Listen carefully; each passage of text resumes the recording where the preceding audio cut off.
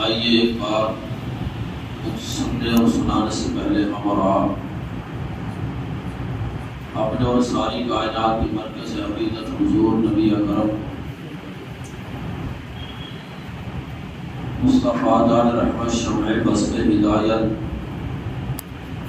جناب احمد مصطفیٰ محمد مصطفیٰ ابا صلی اللہ علیہ وسلم کی بارگاہ بار میں درود و سلام کی نظریں پیش کریں و شفیعنا حبیبنا و مولانا محمد وآلہ وسلم صلاۃ و سلام علیک یا رسول اللہ صلاۃ و سلام علیک یا حبیب اللہ۔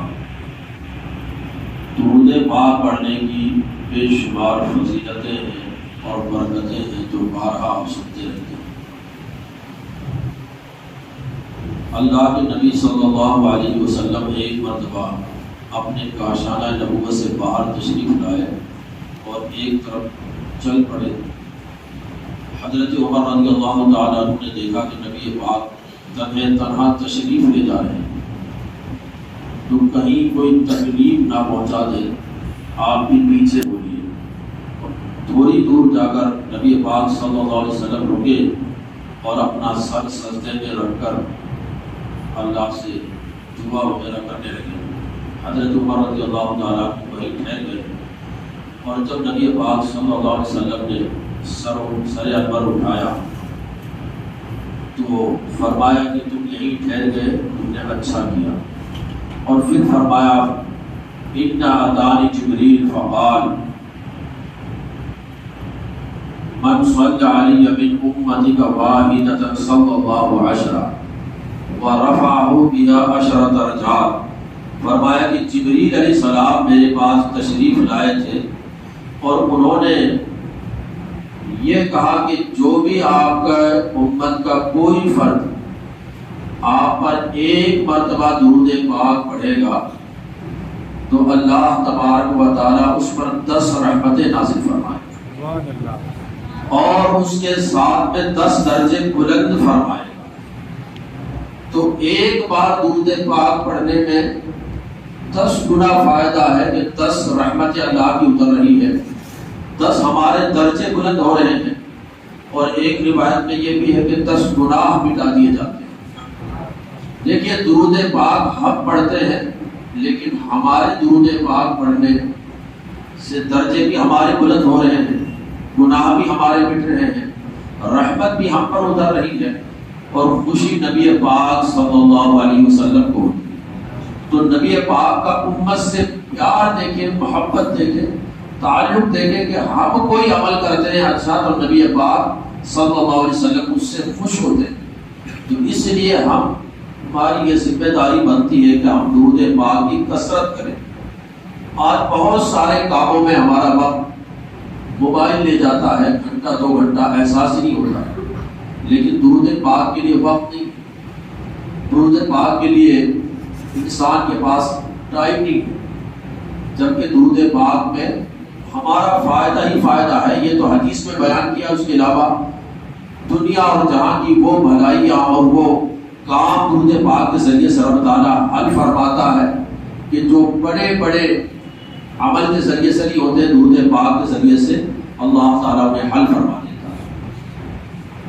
تو رب تعالیٰ کا بڑا کرم و احسان ہے کہ یہ محرم الحرام کا اکرام اور تکریم والا اعزاز والا مہینہ ایک بار ہماری زندگیوں میں پھر نصیب فرمایا۔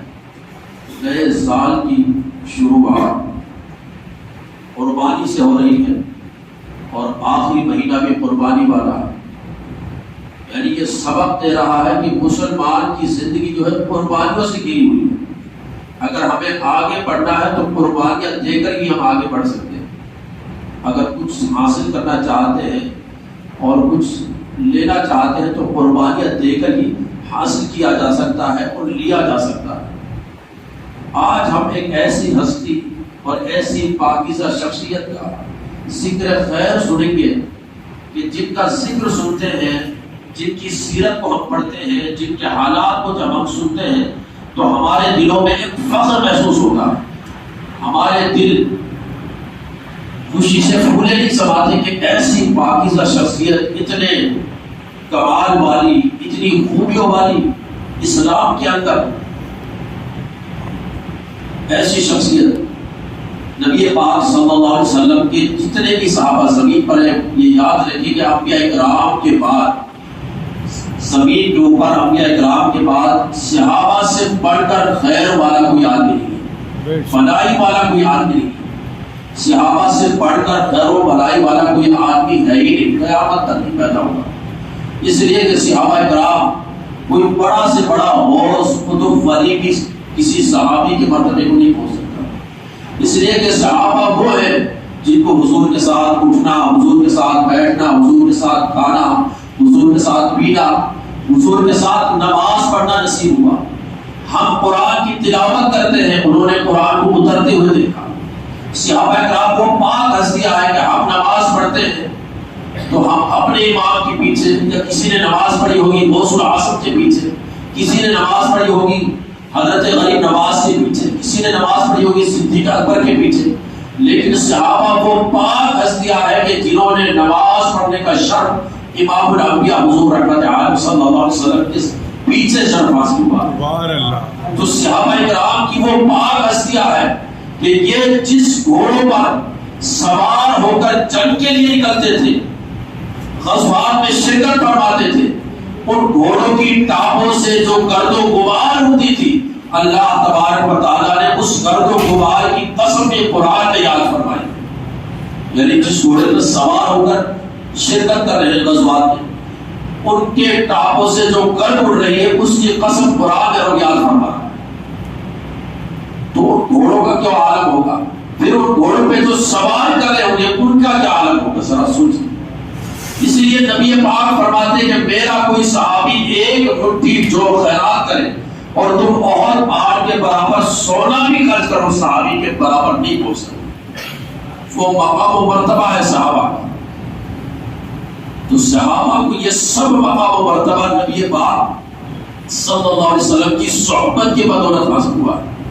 یہ تو عام صحابہ کا مرتبہ ہے جو یہ آپ سن رہے ہیں، پھر صحابہ میں جو خاص ہو اور پھر جو خاصوں میں بھی خاص ہو، ان کا مقام و مرتبہ کیا ہوگا، ذرا سوچیے۔ اس صحابہ میں ایک ادنا صحابی کا مقام یہ ہے کہ کوئی انسان پوری زندگی عبادت کرے پھر بھی صحابی کے مقام اور مرتبے کو نہیں پا سکتا، وہ ایک ادنا صحابی کا یہ عالم ہے۔ تو جو خاص صحابہ ہوں گے، صحابہ کرام میں جو ہجرت سے پہلے ایمان لائے، ان کا مقام و مرتبہ ان صحابہ سے بڑھ کر ہے جو ہجرت کے بعد اسلام لائے، اور جو ہجرت کے پہلے اسلام لائے ان میں بھی پھر الگ الگ درجے ہیں صحابہ کرام میں۔ کچھ وہ صحابہ ہیں جن کو اللہ کے نبی نے جنت کی بشارت دی دنیا کے اندر، کچھ وہ صحابہ ہیں جو بیعت رضوان میں شریک ہوئے، کچھ وہ صحابہ ہیں جو جنگ بدر میں شریک ہوئے، کچھ وہ صحابہ ہیں جنہیں چار یار یعنی خلفائے راشدین کہا جاتا ہے۔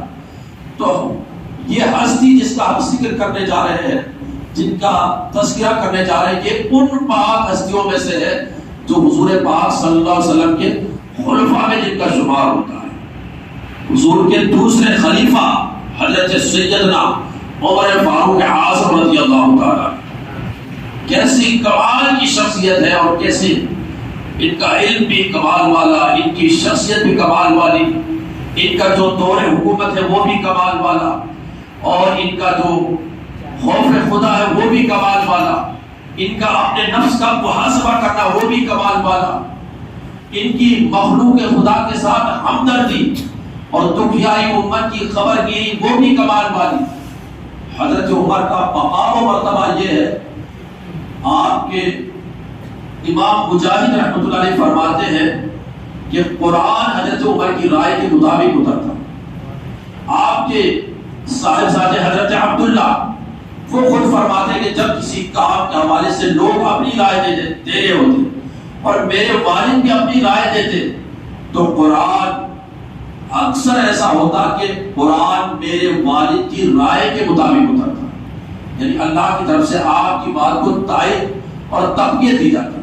حضرت عمر نے مشورہ دیا، یا رسول اللہ لو اتخذنا من مقام ابراہیم مصلی، اگر ہم ابراہیم علیہ السلام کا جو یہ مقام ہے اس کو نماز پڑھنے کی جگہ بنا لے تو کتنا اچھا ہوگا. یہ مشورہ دیا تو قرآن میں ہو بہو آیت اتر دی. اللہ تعالیٰ نے اور فرمایا وَاتَّخِذُوا مِن مَّقَامِ إِبْرَاهِيمَ مُصَلًّى، کہ ابراہیم علیہ السلام کے کھڑے ہونے کی جگہ کو تم نماز کی جگہ بنا. اور آج تک جو بھی حج کرنے والے یا عمرہ کرنے والے جاتے ہیں تو طواف بیت اللہ کرنے کے بعد اس مقام ابراہیم کو سامنے رکھ کر 2 رکعت نفل نماز پڑھتے ہیں. آج تک اس یاد کو باقی رکھا گیا. نبی پاک صلی اللہ علیہ وسلم کی بارگاہ میں مشورہ دیا، یا رسول اللہ آپ کی بارگاہ میں ہر طرح کے لوگ آتے ہیں، تو کیا ہی بہتر ہو کہ آپ اپنی ازواج یعنی جو مومنوں کی مائیں ہیں ان کو پردے کا حکم دیں. یہ مشورہ دینا تھا. قرآن میں اللہ نے آیت اتار دی اور فرمایا اے نبی آپ حکم دے اپنی بیویوں کو، اپنی بیٹیوں کو اور تمام مسلمان عورتوں کو کہ اپنے چادر کا ایک حصہ اپنے چہرے پہ ڈالا. پردے کا حکم نازل ہوا ہے. اس طرح علماء نے تقریباً 20 سے 22 مقام شمار کرائے ہیں قرآن پاک میں جن کے اندر حضرت عمر نے مشورہ دیا کہ ایسا ہو جائے. اللہ تعالیٰ نے وہی نازل فرما دی کہ ایسا ہی ہو جائے. 22 مقام. اسی لیے تو اللہ کے نبی صلی اللہ علیہ وسلم نے فرمایا ان اللہ جعل الحق علی لسان عمر، اللہ نے حق حضرت عمر کی زبان پر جاری کر دیا. یہ وہی بولتے ہیں جو حق بولتے ہیں. اور فرمایا حق میرے بعد حضرت عمر کے ساتھ ہوگا. جبریل امین حاضر ہوئے. فرمایا اللہ کے نبی نے کہ عمر کی تعریف بیان کرو، ان کی فضیلت بیان کرو، ان کے مناقب بیان کرو. عرض کیا یا رسول اللہ اگر میں نوح علیہ السلام کی عمر کے برابر یعنی 950 سال 950 یا 1000 سال کی عمر تک میں حضرت عمر کی فضیلت بیان کروں، وہ بھی بیان کروں، تو بھی ان کے فضائل و مناقب کو بیان نہیں کر سکتا. یہ وہ شخصیت ہے جن کا ذکر تورات میں ہے، زبور میں ہے، انجیل میں ہے، قرآن میں ہے، پہلی تمام آسمانی کتابوں میں. حضرت عمر رضی اللہ تعالیٰ عنہ اس پائے کے صحابی ہیں اور ان کی شخصیت کو سمجھنے کے لیے، ان کی ذات کو سمجھنے کے لیے صرف اتنا کافی ہے. نبی پاک صلی اللہ علیہ وسلم نے ایک مقام پر فرمایا لو کان بعدی نبی لکان عمر بن الخطاب، کہ اگر میرے بعد کوئی پیغمبر ہوتا، نبی ہوتا، تو وہ کوئی اور نہیں ہوتا بلکہ عمر بن خطاب ہوتا. ذرا دیکھیے کتنی اس بات میں گہرائی. ایک حدیث میں فرمایا انی لا انظر الی شیاطین الجن والانس قد فروا من عمر، میں دیکھتا ہوں جنات کے شیاطین کو اور انسان کے شیاطین کو بھی اپنی نگاہ نبوت سے دیکھتا ہوں کہ وہ میرے عمر سے غائب فرار اختیار کرتے ہیں، بھاگتے ہیں. ایک حدیث میں بخاری مسلم کی نبی پاک صلی اللہ علیہ وسلم نے فرمایا کہ میں نے خواب دیکھا تو دیکھا کہ لوگ میرے سامنے پیش کیے جاتے ہیں. کسی کا کرتا سینے تک ہے، کسی کا کمر تک ہے، کسی کا گھٹنے تک ہے، کسی کا پنڈلی تک. حضرت عمر پیش کیے گئے تو ان کا کرتا اتنا لمبا کہ زمین سے گھسٹ رہا ہے. لوگوں نے پوچھا حضور اس خواب کی تعبیر کیا ہے؟ تو آپ نے فرمایا اس خواب کی تعبیر ہے ایمان. یعنی کسی کا ایمان حل کمزور تھا، کسی کا ایمان اس سے تھوڑا کامل تھا، کسی کا ایمان اور مضبوط تھا، کسی کا ایمان اور اس سے بھی زیادہ مضبوط تھا. لیکن حضرت عمر کو پیش کیا گیا تو ان کا ایمان اس قدر تھا کہ سب سے بھاری تھا کہ پورا ایمان ان کی زندگی میں سمایا ہوا تھا. تو حضرت عمر رضی اللہ تعالیٰ عنہ کی تعریف میں، ان کی توصیف میں احادیث مبارکہ بھی بہت ساری ہیں. مستقل باب محدثین نے اپنی کتابوں میں باندھے ہیں. باب مناقب عمر بن الخطاب، یعنی حضرت عمر بن خطاب کے مناقب کے بارے میں چیپٹر باب باندھے ہیں محدثین نے اپنی کتابوں میں. مستقل علماء نے ان کی سیرت پر کتابیں لکھی ہیں، سینکڑوں کتابیں لکھی ہیں. ایک بار ایک غلام اور ایک آقا مدینہ منورہ کے اندر بڑی شدت کی سردی کی رات تھی اور مدینہ منورہ کے اندر اسی طرح سے مکہ المکرمہ کے اندر یہ دونوں جگہ مسلمانوں کے لیے اس سے بڑھ کر کوئی جگہ نہیں. یہ دعا کرے کہ رب تعالیٰ ہمیں بار بار ان جگہوں کی زیارت نصیب فرمائے. تو وہاں سردی کی رات، وہاں پر سردی بھی اپنے کمال کے ساتھ تشریف لاتی ہے، اور وہاں کی گرمی بھی بڑے کمال والی ہوتی ہے. جو وہاں پر گئے ہیں، حاضری دی ہے، وہ اس چیز کو بخوبی جانتے ہیں. تو سردی کی بڑی شدت والی رات، لمبی رات، لوگ اپنے اپنے گھروں میں آرام کر رہے ہیں، بالکل سنسان گلیاں پوچھے، لیکن ایک آقا ہے اپنے غلام کے ساتھ جا رہا ہے. جاتے رہے، دور دیکھا، جا کر دور نکل گئے مدینہ سے، تو دیکھا کوئی خیمہ ہے، کوئی قافلہ وغیرہ رکا ہوا ہے. لیکن جب قریب گئے تو پتا چلا کہ خیمہ وغیرہ کچھ نہیں ہے، بس کوئی ٹوٹا پھوٹا سا مکان ہے، اور کوئی قافلہ نہیں ہے، بلکہ ایک خاتون ہے. اور اس نے اس کے بچے رو رہے ہیں، چولہے کے اوپر برتن کے اندر پانی ڈال کر اس کو چڑھایا ہوا ہے. دروازے پہ دستک کی، بڑی تکلیف میں تھی، بڑی دکھ میں تھی.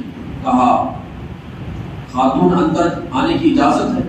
کہا کہ اگر کوئی خیر کا ارادہ ہو تو پھر ٹھیک ہے، ورنہ تو کوئی ضرورت نہیں. اس نے دروازے پہ دستک کی. کہا کہ یہ بچے کیوں رو رہے ہیں؟ کہا کہ بچے اس لیے رو رہے ہیں کہ کھانے پینے کے لیے کچھ نہیں، کئی دنوں سے فاقہ ہے، کئی دنوں سے غربت ہے. تو کہا کہ چولہے پہ کیا بنا رہی؟ کہا کہ چولہے پہ کچھ نہیں ہے، بس پانی کو چڑھا دیا، آگ جلا دی ہے تاکہ بچوں کو تسلی ہو جائے کہ کچھ بن رہا ہے، کچھ پکایا جا رہا ہے ان کے کھانے کے لیے، ہے نہیں کچھ بھی. اور بچے اسی طرح سے پلک پلک کر سو جائے، ایک رات اور گزر جائے. لیکن امیر المومنین کو ہمارے حال کی خبر نہیں، ان کو ہمارے حال کی خبر ہونا چاہیے. وہ ہمارے امیر ہیں، ہمارے حاکم ہیں. اس بات کا فیصلہ تو کل بروز قیامت ہمارے اور امیر کے درمیان میں اللہ ہی کرے گا.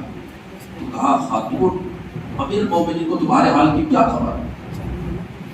لیکن پھر آپ نے غلام کو لیا، فوراً وہاں سے چل گئی.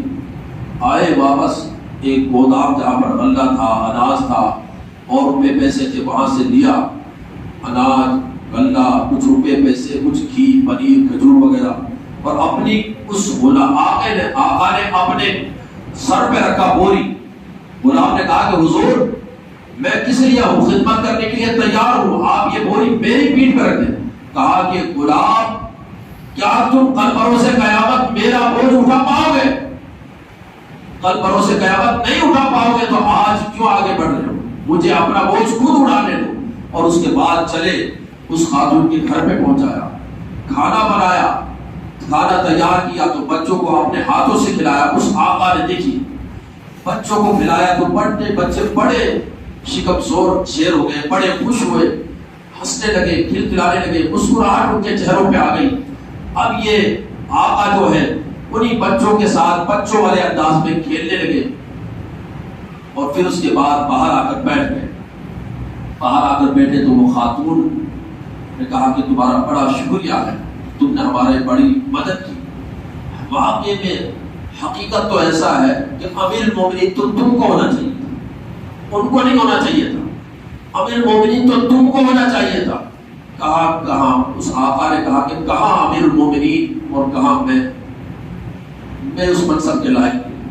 لیکن کل جب تم امیر المومنین کے دربار میں آؤ گی تو وہاں مجھے ضرور پاؤ گی، مجھے وہاں ضرور پاؤ گی. اب آپ حیران ہوں گے کہ یہ کون آقا تھا اور یہ کون غلام تھا جو اس قدر سردی کی راتوں میں اپنی نیندوں کو قربان کر کے پورے بستی کا چکر لگا رہے ہیں دور دور تک. کہیں ایسا تو نہیں کہ لوگ بھوک سے پریشان ہو، نڈال ہو، بھوک کے مارے ہو، کہیں ایسا تو نہیں کہ لوگ ظلم و ستم کا شکار ہو. یہ آقا جو چلے جا رہے ہیں پھر اس انداز میں بچوں کو اپنی پیٹھ پر لا کر غلہ لا رہے ہیں، ان کے لیے کھانے کا انتظام کر رہے ہیں، ان کے منہ میں نوالا اپنے ہاتھوں سے دے رہے ہیں، امت رسول صلی اللہ علیہ وسلم کی دنیاوی امت کی کیسی خبر گیری کر رہے ہیں. یہ آقا کون تھا؟ یہ کوئی اور نہیں تھا بلکہ خلیفۃ المسلمین امیر المومنین حضرت سیدنا عمر بن خطاب رضی اللہ تعالی، عمر بن خطاب رضی اللہ تعالی. یہ منصب اور یہ عظمت ہے. لیکن دوسری طرف آپ دیکھیں کس قدر مخلوق خدا کے ساتھ ہمدردی، کس قدر اللہ کی مخلوق کے ساتھ کس طرح سے پیش آ رہے ہیں. تو حضرت عمر رضی اللہ تعالیٰ عنہ کا یہ حال تھا کہ راتوں میں نکل کر لوگوں کی خبر گیری کرتے تھے. سب سے پہلے آپ ہی کو امیر المومنین کہا گیا. امیر المومنین جو کہا گیا سب سے پہلے آپ ہی کو کہا گیا.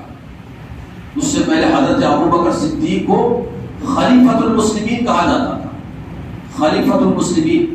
اب آپ کو خلیفہ تو کیوں نہیں کہا گیا کہ اگر کہا جاتا تو حضرت ابوبکر کے خلیفۃ رسول اللہ ایسے کہا جاتا. یہ تھوڑا سا عجیب لگتا, اس لیے سب سے پہلے یہ خطاب امیر المومنین کا حضرت عمر بن خطاب کو دیا گیا. آپ کا نام عمر ہے. ہمارے بچوں کو بہت سی دنیا کی چیزیں معلوم ہے, لیکن ہمارے یہ صحابہ کرام کی سیرت معلوم نہیں. آپ کا نام عمر ہے. جاہلیت میں بھی عمر تھا, دور اسلام میں بھی عمر تھا. آپ کے والد کا نام خطاب, آپ کی والدہ کا نام انتما, اور آپ کا لقب فاروق اعظم, کنیت ابو حفص. تورات میں آپ کا نام منطق الحق یعنی حق بولنے والے. انجیل میں آپ کا نام نافی, اور جنت میں آپ کا نام سراج ہے. حضرت عمر بن خطاب رضی اللہ تعالیٰ عنہ جب اسلام لائے تو اسلام کو ایک بڑی عزت مل گئی. وہ سمجھیے کہ اسلام کو فخر مل گیا. اور نبی پاک یہ دعا کیا کرتے تھے کہ مولا دو عمر میں سے ایک کے ذریعے سے اسلام کو عزت عطا فرما. اور دوسری حدیث میں یہ کہ خاص طور سے عمر بن خطاب کے ذریعے سے عزت عطا کر. تو خاص دعا کی حضرت عمر کے لیے. یہی حضرت عمر جب مدینہ منورہ میں لوگ مسلمانوں کو طرح طرح سے تکلیف دینے لگے عرب کی سرزمین پر, تو لوگوں نے مشورہ کیا کہ کسی طرح سے محمد عربی صلی اللہ علیہ وسلم کو شہید کر دیا جائے معاذ اللہ. تو عمر بن خطاب کہا کہ کون یہ کام انجام دے گا؟ کوئی نہیں اٹھا. عمر بن خطاب اٹھے. جب تک اسلام نہیں لائے تھے, اسلام کیسے یہ لائے, تو اسی کے حوالے سے اٹھے اور تلوار لے کر نکل پڑے. راستے میں حضرت نعیم بن عبداللہ صحابی رسول سے ملاقات ہوئی. کہا کہاں کا ارادہ ہے عمر؟ کہا کہ محمد عربی صلی اللہ علیہ وسلم کو معاذ اللہ شہید کرنا چاہتا. کہا کہ تم یہ کیا کر رہے ہو؟ اگر تم نے یہ کیا تو بڑے بڑے قبیلے تمہارے خلاف ہو جائیں گے, خاندان کے خاندان تمہارے خلاف ہو جائیں گے. حضرت عمر جلال والے تھے. کہا کہ لگتا ہے کہ تم بھی اسلام لے آئے, تم بھی مسلمان ہو گئے ہو, تم مجھے اسلام سے روکنا چاہتے ہو؟ کہا کہ ہاں میں مسلمان ہو چکا ہوں, لیکن اس سے بھی بڑے تعجب کی بات میں تمہیں بتاتا ہوں. تم اپنے گھر کی خبر لو, تمہارے بہن اور بہنوئی دونوں اسلام لا چکے. حضرت عمر نے سنا تو بڑا غیظ و غضب میں وہاں سے پلٹے گئے, بہن کے دروازے پہ دستک دی. وہاں حضرت خباب رضی اللہ تعالیٰ عنہ آپ کے بہنوئی حضرت سعید بن زید اور بہن حضرت فاطمہ کو قرآن کی تعلیم دے دی. انہوں نے باہر سے آواز سنی, دروازے پہ دستک دی. حضرت خباب نے سنا تو وہ تو ایک طرف چھپ گئے. دروازہ کھولا. کہا کہ تم یہ کیا پڑھ رہے تھے؟ قرآن پڑھ رہے تھے. تم مسلمان ہو چکے ہو؟ کہا ہاں میں اسلام لا چکا ہوں. تو آپ نے بہنوں کو پوری طرح سے مارا, لہو لہان کر دیا. فاطمہ بہن آگے بڑھی. کہا کہ انہیں کیوں مارتے ہو؟ میں بھی اسلام لا چکی ہوں اور میں گواہی دیتی ہوں کہ اللہ کے سوا کوئی معبود نہیں اور محمد عربی صلی اللہ علیہ وسلم اللہ کے سچے رسول اور بندے. خوب مارا پیٹا دونوں, بہن کو بھی بہنوں کو بھی, لیکن وہ اسلام سے کب پھرنے والے تھے, اسلام سے ذرا نہیں ہٹے. کہا کہ تو اگر خطاب کا بیٹا ہے تو میں بھی خطاب کی بیٹی ہوں, جو چاہے کر لو, لیکن اسلام سے اب ذرا ہٹنے والے نہیں.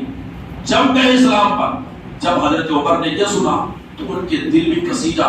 کہا کہ یہ کیسا ایمان ہے, یہ کیسا نور ہے کہ لوگ پھرنے کا نام ہی نہیں لیتے. کہا کہ بہن ذرا جو تم پڑھ رہی تھی کتاب وہ مجھے بھی تو پڑھ کر بتاؤ, مجھے بھی تو دکھاؤ. کہا کہ وہ کتاب تم ناپاک ہو, غسل کرو یا وضو کرو, وہ پاک لوگ ہی چھو سکتے ہیں.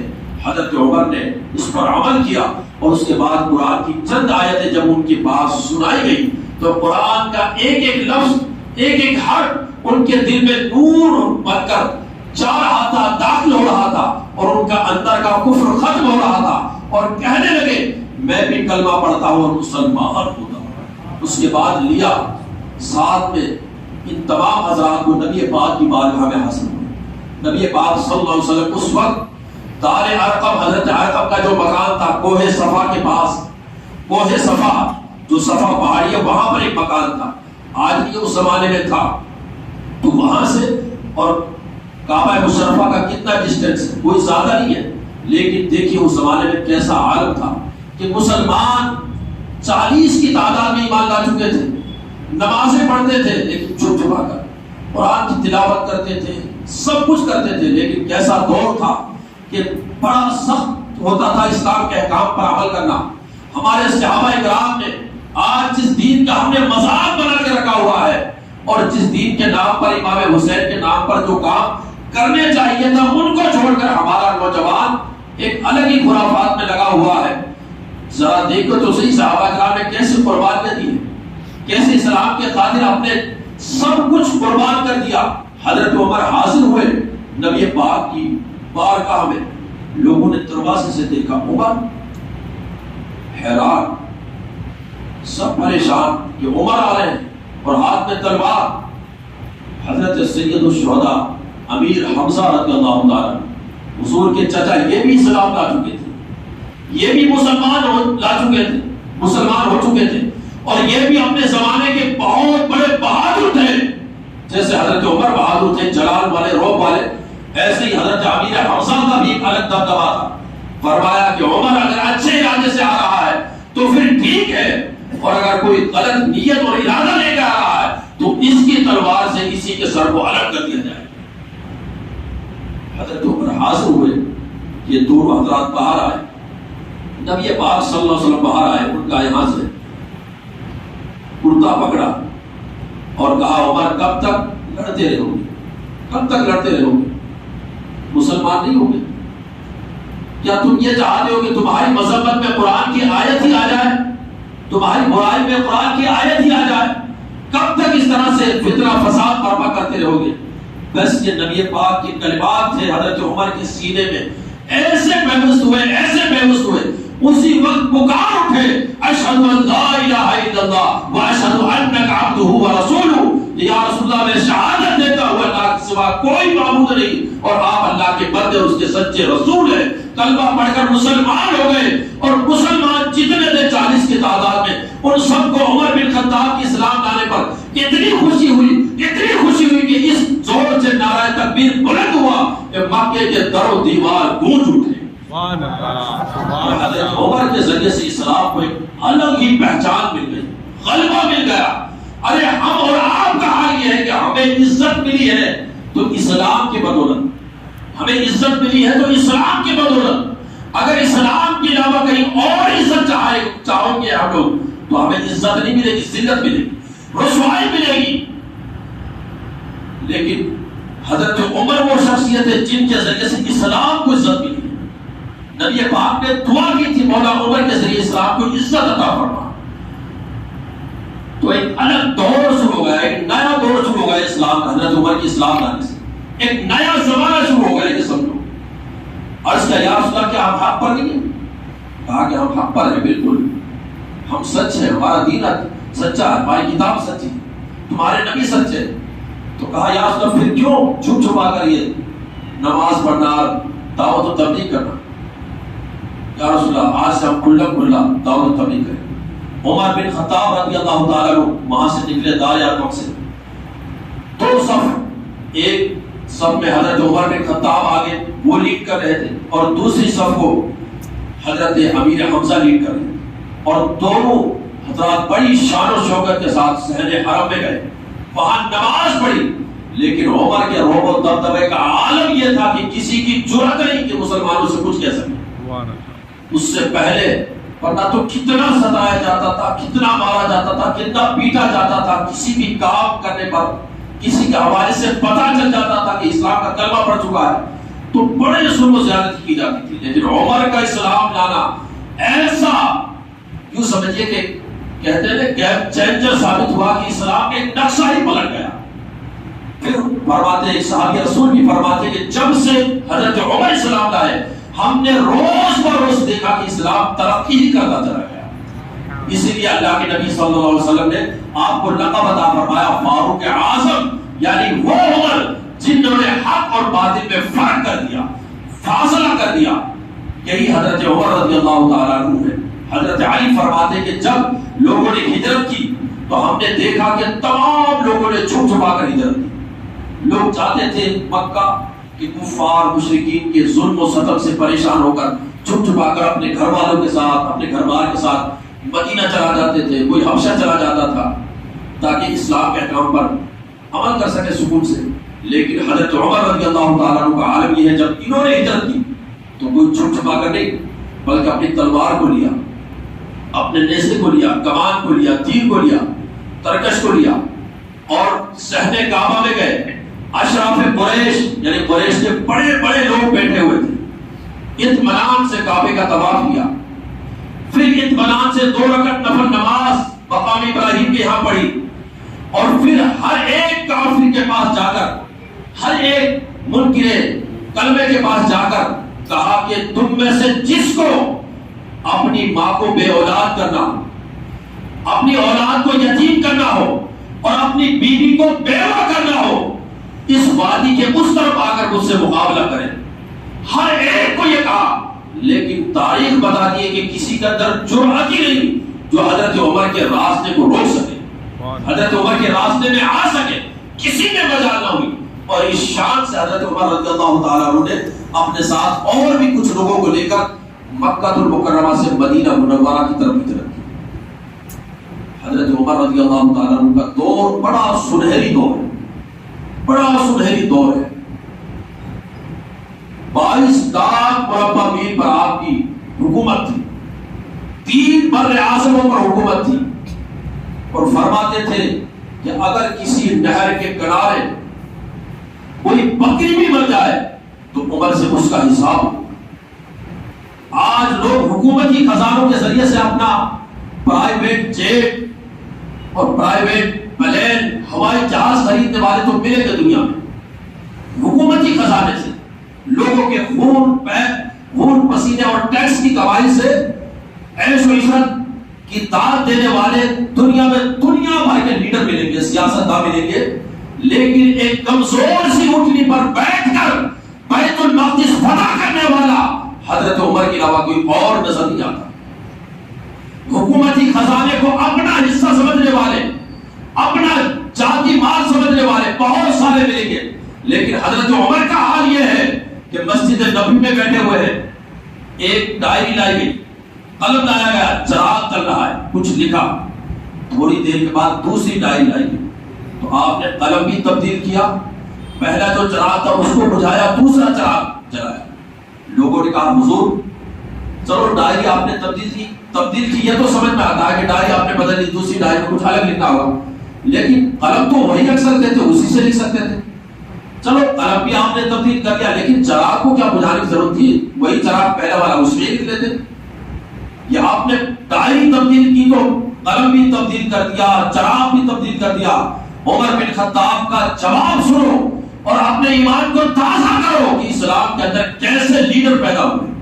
آج دنیا بھر کے حکمرانوں کے لیے اور دنیا بھر کے لوگوں کے لیے اس میں درس عبرت ہے, جو لوگوں کا خون چوس رہے ہیں, زبردستی بیٹھے ہوئے ہیں.